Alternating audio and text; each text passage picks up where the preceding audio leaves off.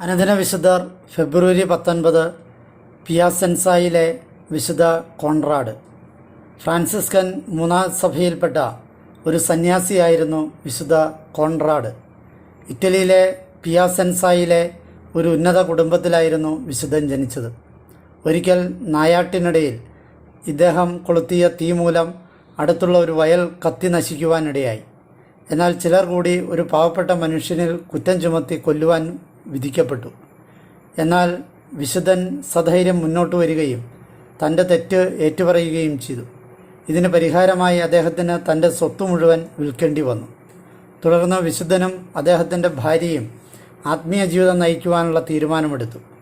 അതിൻ പ്രകാരം വിശുദ്ധൻ്റെ ഭാര്യ ഫ്രാൻസിസ്കൻ മൂന്നാം സഭയിൽ ചേരുകയും ഒരു സന്യാസിനിയാവുകയും ചെയ്തു.